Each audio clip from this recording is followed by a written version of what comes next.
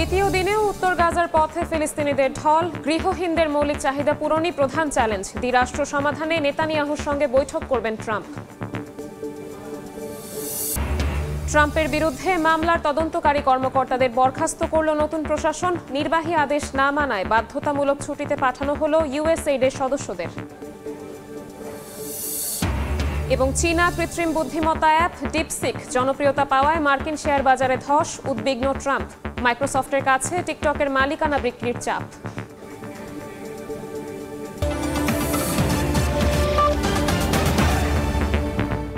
আন্তর্জাতিক সময়ের সঙ্গে আছি আমি শবনব নিবিড়।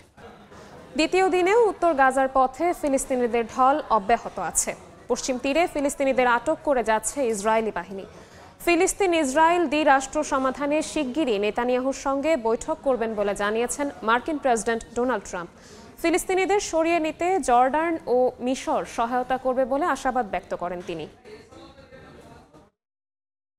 গাজার উত্তরের সীমান্তে নেটজারিম করিডর খুলে দেওয়ার পর দ্বিতীয় দিনেও উপচে পড়া ভিড় দেখা যায় ফিলিস্তিনিদের। থাকার জন্য বাসস্থান না থাকলেও নিজেদের প্রিয় ভিটেটুকুতে ফিরে যাওয়ার আনন্দ ফুটে উঠেছে চোখে মুখে। গাজার কর্তৃপক্ষ জানায় সোমবার থেকে এ পর্যন্ত 3 লাখেরও বেশি বাসিন্দা প্রবেশ করেছে উত্তরাঞ্চলে। এখন প্রশাসনের সবথেকে বড় চ্যালেঞ্জ প্রত্যাবর্তিত ফিলিস্তিনিদের মৌলিক চাহিদা পূরণ। আমি আগে উত্তর থেকে দক্ষিণে পালিয়ে গিয়েছিলাম, এখন দক্ষিণ থেকে উত্তরে ফিরে আবার পালানোর মতোই মনে হচ্ছে। আমার বাড়ি ধ্বংস হয়ে গেছে, আত্মীয়দের বাড়িও পুরোপুরি ধ্বংস হয়ে গেছে। আমি একটি তাঁবু নিয়ে এসেছি দক্ষিণ থেকে উত্তরে আশ্রয় নেওয়ার জন্য, অন্য কোনো জায়গায় নেই। তাই আমি রাস্তার পাশে তাঁবু স্থাপন করেছি। এর মধ্যেই স্থানীয় সময় সোমবার মার্কিন প্রেসিডেন্ট ডোনাল্ড ট্রাম্প এই অঞ্চলে ইসরায়েল ও ফিলিস্তিনের মধ্যে দ্বিরাষ্ট্র সমাধানে প্রধানমন্ত্রী বিনিয়ামিন নেতানিয়াহুর সঙ্গে খুব শিগগিরই হোয়াইট হাউসে বৈঠক করবেন বলে জানান। পাশাপাশি আবারও ফিলিস্তিনিদের সরিয়ে নিতে জর্ডান ও মিশর তাকে সহায়তা করবে বলে আশাবাদ ব্যক্ত করেছেন। তার এমন মন্তব্যে বিভিন্ন দেশের নেতৃবৃন্দের মধ্যে বিরোধিতা এবং আন্তর্জাতিক মহলে শুরু হয়েছে আলোচনা। এদিকে গাজার রাফা সীমান্তে মানবিক সহায়তার উদ্দেশ্যে মিশন পুনরায় চালু করার উদ্যোগ নিয়েছে ইউরোপীয় ইউনিয়ন। এই মিশনে সামরিক পুলিশ পাঠানোর সিদ্ধান্ত নিয়েছে ইতালি, যাতে সীমান্ত পারাপার ও মানবিক সাহায্য নিশ্চিত করা যায়। উত্তরের সীমান্তে ফিলিস্তিনিরা অবাধে প্রবেশ করতে পারলেও পশ্চিম তীর এবং গাজার বিভিন্ন এলাকায় ইসরায়েলি বাহিনীর হামলা এখনও অব্যাহত রয়েছে। ঘরবাড়ি ধ্বংসের পাশাপাশি অসংখ্য ফিলিস্তিনি নাগরিকের প্রাণহানির খবর পাওয়া গেছে। এ বিষয়ে জাতিসংঘের মানবাধিকার বিষয়ক বিশেষ প্রতিবেদক ফ্রান্সেসকা আলবানিস পশ্চিমা রাজনীতিকদের নীরবতার সমালোচনা করেছেন। নাদিম মারজান, সময় সংবাদ। বাইডেন আমলে ট্রাম্পের বিরুদ্ধে হওয়া মামলার তদন্তকারী কর্মকর্তাদের বিচার বিভাগ থেকে বরখাস্ত করেছে নতুন ট্রাম্প প্রশাসন। আকাশ প্রতিরক্ষা ব্যবস্থা, আয়রন ডোম নির্মাণ সহ মার্কিন সামরিক বাহিনীর স্বার্থ সংশ্লিষ্ট 4টি নতুন নির্বাহী আদেশ জারির ঘোষণা দিয়েছেন ট্রাম্প।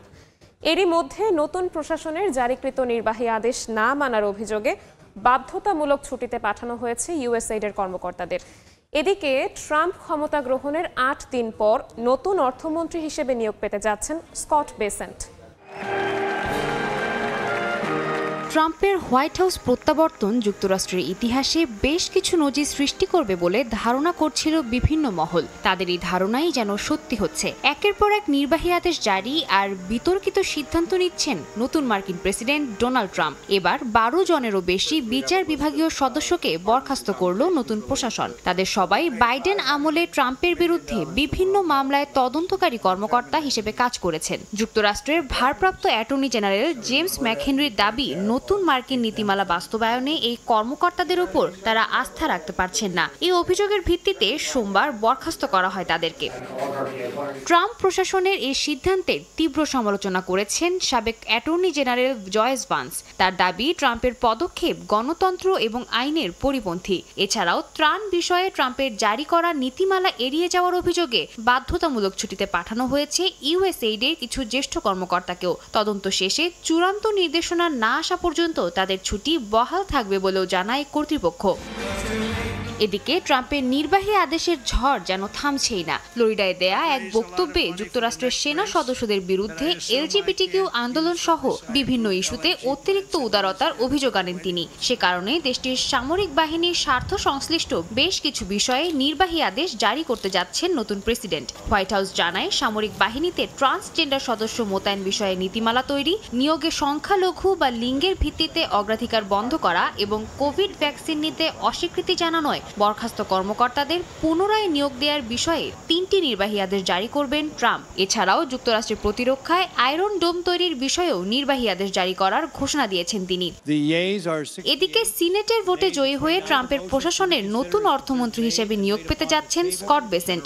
68-29 ভোটে জয় পাওয়া বেসেন্ট এর আগে ট্রাম্পের বাজেট নীতিমালাকে সমর্থন জানিয়েছেন। একই সঙ্গে বিশ্বব্যাপী ডলারের মূল্য বাড়ানোর বিষয়েও ট্রাম্পকে সমর্থন জানান তিনি। 79তম অর্থমন্ত্রী হিসেবে ট্রাম্পের রাজস্ব নীতি বাস্তবায়ন এবং বিশ্বজুড়ে 29 ট্রিলিয়ন মার্কিন ডলারের ঋণ সংগ্রহের দায়িত্ব বর্তাবে বেসেন্টের ওপর। সাদিয়া তাসনিম, সময় সংবাদ। আগামী মাসে মার্কিন প্রেসিডেন্ট ডোনাল্ড ট্রাম্পের সঙ্গে বৈঠকের জন্য যুক্তরাষ্ট্রে যাচ্ছেন ভারতের প্রধানমন্ত্রী নরেন্দ্র মোদী। স্থানীয় সময় সোমবার ফ্লোরিডায় সাংবাদিকদের এই কথা জানান ট্রাম্প নিজেই। বলেন, মোদীর সঙ্গে ফোনালাপে দীর্ঘ সময় বিভিন্ন ইস্যুতে কথা হয়েছে। অভিবাসীদের বিষয়ে যা কল্যাণকর ভারত সে সিদ্ধান্তই নেবে বলে মনে করেন ট্রাম্প। ফোনালাপ নিয়ে এক্সে মোদী লেখেন, যুক্তরাষ্ট্রের সঙ্গে একটা ভারসাম্যপূর্ণ সম্পর্ক গড়ে তুলতে বদ্ধপরিকর ভারত। দুই দেশের নাগরিকদের কল্যাণ, বিশ্বশান্তি, সমৃদ্ধির জন্য একসঙ্গে কাজ করার প্রতিশ্রুতিও দেন তিনি।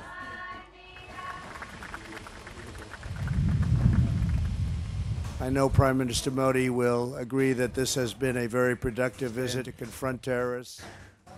আন্তর্জাতিক সময় আরও থাকছে। ভারী বৃষ্টিতে আকস্মিক বন্যার কবলে ফ্রান্সের পশ্চিমাঞ্চল, তলিয়ে গেছে ঘরবাড়ি রাস্তাঘাট। তীব্র তুষারপাতে বিপর্যস্ত উত্তর ও দক্ষিণ কোরিয়ার জনজীবন। সদ্য বাজারে আসা চীনের কৃত্রিম বুদ্ধিমত্তা অ্যাপ্লিকেশন ডিপসিককে যুক্তরাষ্ট্রের শিল্প ও প্রযুক্তি খাতের প্রতিদ্বন্দ্বী হিসেবে দেখছেন ডোনাল্ড ট্রাম্প। তবে ইতিবাচক দিক বিবেচনা করে প্রযুক্তিটিকে গুরুত্বপূর্ণ সম্পদ বলে মন্তব্য করেছেন তিনি। যুক্তরাষ্ট্র নির্মিত আর্টিফিশিয়াল ইন্টেলিজেন্সের চেয়ে শত শত কোটি ডলার কম খরচে ডিপসিক তৈরিতে সফল হয়েছেন চীন। ডিপসিকের জনপ্রিয়তায় মার্কিন শেয়ার বাজারে ইতিহাসের সবচেয়ে বড় ধস নেমে এসেছে। তথ্য অনুসন্ধান, অনুবাদ, স্বাস্থ্য পর্যবেক্ষণ, শিক্ষা সহায়তা, ব্যাংকিং কার্যক্রম, বিনোদন সহ সব খাতের সমস্যার সমাধান এখন হাতের মুঠোয়। প্রযুক্তি জগতের নতুন উদ্ভাবন কৃত্রিম বুদ্ধিমত্তার জন্যই এমন সম্ভব হয়েছে। মার্কিন এআইকে টেক্কা দিতে বাজারে এসেছে চীনের নতুন কৃত্রিম বুদ্ধিমত্তা প্রযুক্তি ডিপসিক অ্যাপ।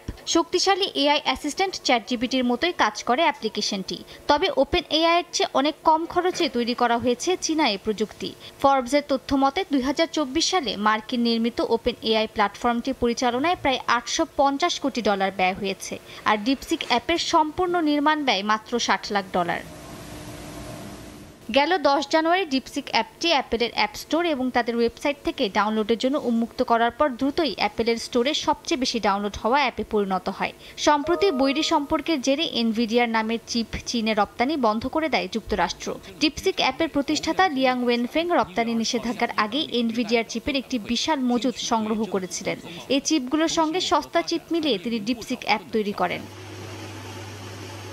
ডিপসিক অ্যাপের জনপ্রিয়তা যুক্তরাষ্ট্রের এআই সংশ্লিষ্ট কোম্পানিগুলোর শেয়ারে ধস নামিয়ে দিয়েছে। স্থানীয় সময় সোমবার এনভিডিয়া, মাইক্রোসফট এবং মেটার শেয়ারের দাম কমে যায় এবং ইউরোপীয় শেয়ার বাজারকেও প্রভাবিত করে। শেয়ার মূল্য 17% কমে যাওয়ায় এনভিডিয়ার বাজার দর $3.5 ট্রিলিয়ন থেকে $2.9 ট্রিলিয়ন নেমে আসে, যা মার্কিন শেয়ার বাজারের ইতিহাসের সবচেয়ে বড় ধস। ডিপসিক অ্যাপকে যুক্তরাষ্ট্রের শিল্প ও প্রযুক্তি খাতের জন্য বড় হুমকি হিসেবে দেখছেন প্রেসিডেন্ট ডোনাল্ড ট্রাম্প। বলেন, চীনের স্বল্প খরচের এই প্রযুক্তি যুক্তরাষ্ট্রের জন্য একটি সতর্ক সংকেত। তবে চীনা কোম্পানিগুলো অপেক্ষাকৃত সস্তা ও দ্রুতগতির এআই পদ্ধতি তৈরির উদ্যোগকে ইতিবাচক হিসেবেও দেখছেন তিনি। গেল কয়েকদিন ধরে আমি চীনের কোম্পানি সম্পর্কে পড়ছিলাম, বিশেষ করে একটি কোম্পানি যা কৃত্রিম বুদ্ধিমত্তার দ্রুততর এবং অনেক কম খরচে পদ্ধতি উদ্ভাবন করেছে। এটি ভালো কারণ অর্থ অনেক কম খরচ হচ্ছে। আমি এটি ইতিবাচক দিক হিসেবে দেখি, যা একটি সম্পদ হিসেবে কাজ করবে। চীনা প্রতিষ্ঠানগুলো যদি অপেক্ষাকৃত কম খরচে এআই প্রযুক্তি নিয়ে আসে, তবে মার্কিন কোম্পানিও তা ব্যবহার করবে বলে ইঙ্গিত দিয়েছেন ট্রাম্প। মালিহা সুরবার্দী, সময় সংবাদ। টিকটক কেনা নিয়ে মার্কিন প্রযুক্তি প্রতিষ্ঠানগুলোর মধ্যে শুরু হয়েছে প্রতিযোগিতা। ইলন মাস্কের পর এবারে জনপ্রিয় এই প্ল্যাটফর্মটি কিনে নিতে কম্পিউটার প্রযুক্তি প্রতিষ্ঠান মাইক্রোসফটের আগ্রহের কথা শোনা যাচ্ছে। টিকটক অধিগ্রহণের বিষয়ে প্রতিষ্ঠানটি আলোচনা করছে বলে জানিয়েছেন মার্কিন প্রেসিডেন্ট ডোনাল্ড ট্রাম্প। কার হাতে যাবে জনপ্রিয় ভিডিও শেয়ারিং প্ল্যাটফর্ম টিকটকের মালিকানা? দুনিয়া জুড়ে এই নিয়ে চলছে জল্পনা কল্পনা। নানা জল্পনা কল্পনার অবসান ঘটিয়ে যুক্তরাষ্ট্রে বৈধভাবে কার্যক্রম শুরু করলেও আগামী 2.5 মাসের মধ্যে যুক্তরাষ্ট্রে চীনা মালিকানাধীন জনপ্রিয় ভিডিও শেয়ারিং প্ল্যাটফর্মটির ব্যবসা যে কোনো মার্কিন প্রতিষ্ঠানের কাছে বিক্রি করতে হবে। এরপর থেকেই যুক্তরাষ্ট্রে টিকটকের ব্যবসা কিনতে আগ্রহী হয়ে উঠেছে বেশ কয়েকটি মার্কিন প্রযুক্তি প্রতিষ্ঠান। শুরুতে কেবল ধনকুবের ইলন মাস্কের নাম শোনা গেলেও এবার টিকটক কেনার দৌড়ে নাম লেখাতে যাচ্ছে মাইক্রোসফট। সোমবার সাংবাদিকদের মার্কিন প্রেসিডেন্ট ডোনাল্ড ট্রাম্প বলেন, টিকটক অধিগ্রহণের বিষয়ে মাইক্রোসফট আলোচনা করছে। জনপ্রিয় এই অ্যাপটি অধিগ্রহণের নিলামে তুমুল প্রতিযোগিতা দেখতে আগ্রহী তিনি। ট্রাম্প চান একটি যৌথ উদ্যোগে টিকটকের 50% মালিকানা মার্কিন যুক্তরাষ্ট্রের হাতে থাক।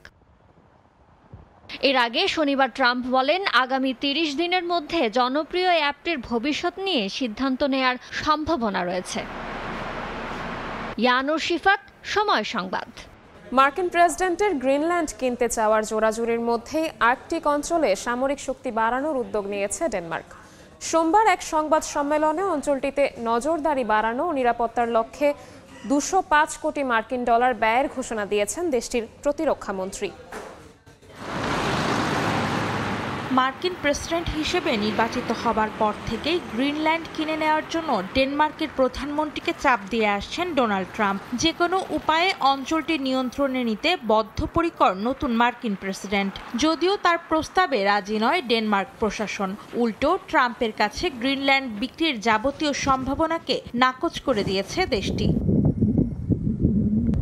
এবার আর্কটিক অঞ্চলে নিজেদের সামরিক শক্তি বাড়ানোর উদ্যোগ নিয়েছে ডেনমার্ক। অঞ্চলটিতে 3টি নতুন জাহাজ মোতায়েন, 2টি দূরপাল্লার ড্রোন এবং স্যাটেলাইট স্থাপনের জন্য 205 কোটি মার্কিন ডলার ব্যয়ের ঘোষণা দিয়েছে দেশটি। সোমবার এক সংবাদ সম্মেলনে ডেনমার্কের প্রতিরক্ষা মন্ত্রী ট্রয়েলস লুন্ড বলেন, প্রতিরক্ষা ব্যবস্থা শক্তিশালী করার লক্ষ্যেই এই সিদ্ধান্ত নেওয়া হয়েছে। চলতি বছরের শেষে সামরিক খাতে তহবিল আরও বাড়ানোর পরিকল্পনা করা হবে বলেও জানান তিনি। এর আগে গ্রিনল্যান্ডের মালিকানা নেয়ার জন্য ডেনমার্কের প্রধানমন্ত্রীকে হুমকি দেন মার্কিন প্রেসিডেন্ট। একাধিক ইউরোপীয় কর্মকর্তাদের বরাত দিয়ে এমন প্রতিবেদন প্রকাশ করে ব্রিটিশ সংবাদ মাধ্যম ফিনান্সিয়াল টাইমস। বিশেষজ্ঞরা বলছেন, ট্রাম্পের গ্রিনল্যান্ড কেনার হুমকির জবাবেই আর্কটিক অঞ্চলে সামরিক সক্ষমতা বাড়ানোর উদ্যোগ নিয়েছে ডেনমার্ক। অন্তরা সেন, সময় সংবাদ। ভারী বৃষ্টিপাতের কারণে বন্যা দেখা দিয়েছে ফ্রান্সের পশ্চিমাঞ্চলীয় বেশ কয়েকটি শহরে। তলিয়ে গেছে ঘরবাড়ি, রাস্তাঘাট। সরিয়ে নেওয়া হচ্ছে বাসিন্দাদের। সোমবার অঞ্চলটিতে রেড অ্যালার্ট জারি করেছে দেশটির আবহাওয়া দফতর। পানিতে থই থই চারপাশ, কোনটি রাস্তা আর কোনটি নদী কিছুই যেন বোঝার উপায় নেই। হার্মেনিয়া ঝড়ের পর ভারী বৃষ্টিপাতের কারণে বন্যা দেখা দিয়েছে ফ্রান্সের পশ্চিমাঞ্চলে। পানিতে তলিয়ে গেছে রেনেস, গুইচেন সহ বেশ কয়েকটি শহর। সোমবার অঞ্চলটিতে রেড অ্যালার্ট জারি করেছে দেশটির আবহাওয়া দফতর। স্থানীয় কর্তৃপক্ষ বলছে, গেল 40 বছরের মধ্যে সবচেয়ে ভয়াবহ বন্যার সম্মুখীন ফ্রান্স। পরিস্থিতি আরো খারাপ হতে পারে বলেও আশঙ্কা করা হচ্ছে। আমি ভয় পাচ্ছি, বিদ্যুৎ চলে যেতে পারে। আমি এমন বন্যা কখনোই দেখিনি। পানির নিচে গাড়ি দেখে আমি আসলেই অবাক। আমি এখানে জন্মেছি, কিন্তু নদীর পানি এভাবে বাড়তে দেখিনি। গেল 2 দিনে পানি অনেক বেশি বেড়েছে। বন্যার কারণে রাস্তাঘাট তলিয়ে যাওয়ায় বন্ধ হয়ে গেছে যান চলাচল। বাড়ি ও গাড়ি পানির নিচে তলিয়ে যাওয়ায় আটকা পড়েছেন অঞ্চলটির বহু বাসিন্দা। তাদের নিরাপদ স্থানে সরিয়ে নিতে কাজ করছে উদ্ধারকারী দল। বুধবার পর্যন্ত এমন পরিস্থিতি থাকবে বলে ধারণা করছে ফ্রান্সের আবহাওয়া দফতর। এদিকে দেশটিতে তুষারপাতের আশঙ্কায় জারি করা হয়েছে কমলা সতর্কতা। অন্তরা সেন, সময় সংবাদ। তুষারপাতে বিপর্যস্ত দক্ষিণ কোরিয়ার জনজীবন। বরফে ঢেকে গেছে রাজধানী সিউল সহ বেশ কয়েকটি এলাকা। রাস্তায় গাড়ি আটকে সৃষ্টি হয় তীব্র যানজট, বিলম্বিত হয় 100-র বেশি ফ্লাইট। এদিকে উত্তর কোরিয়ার রাজধানী পিয়ংইয়ংয়েও ভারী তুষারপাত হয়েছে। দক্ষিণ কোরিয়া থেকে বিস্তারিত মোহাম্মদ হানিফের রিপোর্টে। দেশটিতে চলছে সল্লাল বা কোরিয়ার নববর্ষ উদযাপন। এবারের নববর্ষে চলছে টানা 6 দিনের ছুটি। দক্ষিণ কোরিয়ারা জাঁকজমক পরিবেশে এই উৎসব উদযাপন করে। অনেকেই আনন্দ ভাগাভাগি করে নিতে গ্রামের বাড়িতে ছুটে যায়। এমন পরিস্থিতিতে বাধা হয়ে দাঁড়িয়েছে তীব্র তুষারপাত। ছুটি পাওয়ায় প্রচুর যানবাহন চলাচল করবে। ভাবছি আজ বন্ধুদের নিয়ে একটু ঘুরতে বের হব, কিন্তু এত বেশি তুষারপাত হচ্ছে যে ঘুরতে যাওয়া খুবই অসম্ভব। আমার জীবনে এমন ভারী তুষারপাত খুব কমই দেখেছি।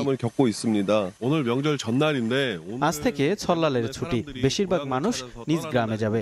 অনেক তুষারপাতের কারণে রাস্তায় যানবাহন খুব ধীর গতিতে চলছে, তাই প্রচুর যানজট লেগে আছে। আমি আশা করি ছুটির দিনে কোনো দুর্ঘটনা ছাড়াই সবাই যেন নিরাপদে ভ্রমণ করুক, তাদের পরিবারের সঙ্গে ভালো সময় কাটাবে।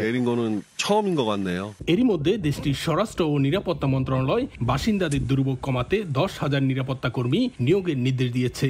সকাল থেকে বেশ কয়েকটি এলাকায় ঘন্টায় 5 সেন্টিমিটার পর্যন্ত তুষারপাতের রেকর্ড করা হয়। সোমবার সন্ধ্যা 6টা পর্যন্ত জেজু আন্তর্জাতিক বিমানবন্দরে 100টিরও বেশি ফ্লাইট বিলম্বিত হয়েছে। এছাড়াও ভারী তুষারপাত আর তীব্র বাতাসের কারণে 10টিরও বেশি ফ্লাইট বাতিল হয়। বন্ধ রাখা হয় 20টিরও বেশি রাস্তা। এদিকে পার্শ্ববর্তী দেশ উত্তর কোরিয়ার রাজধানী পিয়ংইয়ংয়েও ভারী তুষারপাত হয়েছে। আরও তুষারপাতের পূর্বাভাস দিয়েছে দেশটির আবহাওয়া বিভাগ। রাষ্ট্রীয় গণমাধ্যম জানায়, পিয়ংইয়ং ছাড়াও দক্ষিণ হামগিয়ং, জেগাং ও উত্তর পিয়ংইয়ং প্রদেশেও ভারী তুষারপাত হয়েছে, যার মধ্যে হামগিয়ং প্রদেশের কমদং এলাকায় 21 ইঞ্চি পরিমাণ বরফ জমেছে। শুভ্র সাদা তুষার দেখতে যেমন সুন্দর, তার চেয়েও ভয়ঙ্কর দিক হচ্ছে ভারী তুষারপাতের কারণে দুর্ঘটনার পাশাপাশি স্থবির হয়ে পড়ে জনজীবন। প্রকৃতির এমন ভয়ঙ্কর অভিজ্ঞতা কেবল দক্ষিণ কোরিয়ার মতো শীতপ্রধান দেশেই দেখা যায়। দক্ষিণ কোরিয়া থেকে মোহাম্মদ হানিফ, সময় সংবাদ। সরকার বিরোধী আন্দোলনে উত্তাল ইউরোপের দেশ সার্বিয়া। শিক্ষার্থীদের দাবি আদায় না হওয়ায় সোমবার দিনব্যাপী বিক্ষোভ করেন শিক্ষার্থীরা। দেশটির সরকার বলছে সব বিষয়ে তদন্ত শেষ হবার পরই সিদ্ধান্ত নেওয়া হবে। অন্যদিকে দাবি আদায় না হলে আন্দোলন আরও জোরদারের হুঁশিয়ারি বিক্ষোভকারীদের। রাতের অন্ধকারে আলো জ্বালিয়ে সার্বিয়ার রাজধানী বেলগ্রেদের রাজপথে নামেন হাজারো মানুষ। সরকারের দুর্নীতি ও অনিয়মের বিরুদ্ধে স্লোগান দেন তারা। সোমবার দিনব্যাপী রাস্তা অবরোধ করে প্রতিবাদ জানায় বিক্ষুব্ধ শিক্ষার্থীরা। তাদের দাবি পূরণ না হয় আবারও রাস্তায় নামতে বাধ্য হয়েছেন বলে জানান বিক্ষোভকারীরা। আপনি যখন আপনার ঘর পরিষ্কার করতে যাবেন, প্রথমে এটি অগোছালো হবে, তবে পরে আপনি ঠিকই গুছিয়ে ফেলবেন। এই বিষয়টিও তেমন। আমরা সামনের চ্যালেঞ্জের জন্য প্রস্তুত আছি। গেল বছরের নভেম্বরে সার্বিয়ার নোভি সাদ শহরে রেল স্টেশনের ছাদ ধসে 14 জন প্রাণ হারান। সে সময় ক্ষোভে ফেটে পড়েন দেশটির সাধারণ মানুষ। শিক্ষার্থীদের নেতৃত্বে হাজারো মানুষ বেলগ্রেদের রাস্তায় নামে সরকারের দুর্নীতি ও স্বজনপ্রীতির বিরুদ্ধে আন্দোলন করতে, যা এখনো অব্যাহত রয়েছে। দাবি পূরণ না হলে আন্দোলন আরো জোরদার হবে বলে হুঁশিয়ারি দিয়েছেন আন্দোলনরত শিক্ষার্থীরা। তবে দেশটির সরকার বলছে তদন্ত শেষ হবার পরই সিদ্ধান্ত নেওয়া হবে। অন্তরা সেন, সময় সংবাদ। চীনের বিভিন্ন শহরে স্প্রিং ফেস্টিভ্যাল বা চীনা নববর্ষ উপলক্ষে চলছে শেষ মুহূর্তের প্রস্তুতি। রঙিন সাজে সাজানো হয়েছে অনেক শহর। পর্যটক ও দর্শনার্থীদেরকে বিশেষ দিনটিতে আনন্দময় অভিজ্ঞতা দিতে কোনো কমতি রাখছেন না আয়োজকরা। এ যেন আলোকিত লণ্ঠনের মেলা। রঙিন আলো জ্বলজ্বল করছে শহর জুড়ে। বাড়িঘর থেকে শুরু করে দোকানপাট সবই আলোকসজ্জায় পরিপূর্ণ। চীনের দক্ষিণাঞ্চলের কিয়াংশু প্রদেশের উক্সি শহর উৎসবের আলোয় আলোকিত করা হয়েছে। চীনা নববর্ষকে ঘিরে দেশ জুড়ে করা হয়েছে নানা ধরনের ভিন্ন ধর্মী আয়োজন। ঐতিহ্য ও ইতিহাসের সঙ্গে তাল মিলিয়ে বিশেষ সাংস্কৃতিক অনুষ্ঠানও থাকছে। সাপের বছরকে কেন্দ্র করে দোকানপাটে আনা হয়েছে নতুন নতুন চমকপ্রদ পণ্য সামগ্রী। দর্শনার্থীরা ব্যস্ত অভিজ্ঞতা নিতে। আমরা বসন্ত উৎসবের প্রস্তুতি নিচ্ছি। লণ্ঠন, রঙিন বাতি, অন্যান্য উপকরণ দিয়ে শহর সাজানো শুরু করেছি। আমরা সব জায়গায় লণ্ঠন লাগিয়েছি, শহরের গাছগুলোতে রঙিন আলো লাগিয়েছি। সবার ভিতরে একটা উৎসবের আমেজ দেখা যাচ্ছে। এদিকে চীনের দক্ষিণাঞ্চলের শানসা শহরের বাসিন্দারাও শহর সাজাতে ব্যস্ত সময় পার করছেন। ঐতিহ্যবাহী লাল কাপড় দিয়ে সাজানো হয়েছে চারিদিক। ফু অক্ষর দিয়ে সাজানো হচ্ছে পরিবেশ, যা ঐতিহ্য অনুসারে সৌভাগ্যের প্রতীক। এবছর 29 জানুয়ারি থেকে শুরু হবে চীনা নববর্ষ উৎসব। অর্জিতা শেরজিন, সময় সংবাদ। আন্তর্জাতিক সময়ের শীর্ষ সংবাদগুলো জানিয়ে দিচ্ছি আরেকবার। দ্বিতীয় দিনেও উত্তর গাজার পথে ফিলিস্তিনিদের ঢল, গৃহহীনদের মৌলিক চাহিদা পূরণই প্রধান চ্যালেঞ্জ। দ্বিরাষ্ট্র সমাধানে নেতানিয়াহুর সঙ্গে বৈঠক করবেন ট্রাম্প। ট্রাম্পের বিরুদ্ধে মামলার তদন্তকারী কর্মকর্তাদের বরখাস্ত করল নতুন প্রশাসন। নির্বাহী আদেশ না মানায় বাধ্যতামূলক ছুটিতে পাঠানো হলো ইউএসএইডের সদস্যদের। এবং চীনা কৃত্রিম বুদ্ধিমত্তা অ্যাপ ডিপসিক জনপ্রিয়তা পাওয়ায় মার্কিন শেয়ার বাজারে ধস, উদ্বিগ্ন ট্রাম্প। মাইক্রোসফটের কাছে টিকটকের মালিকানা বিক্রির চাপ।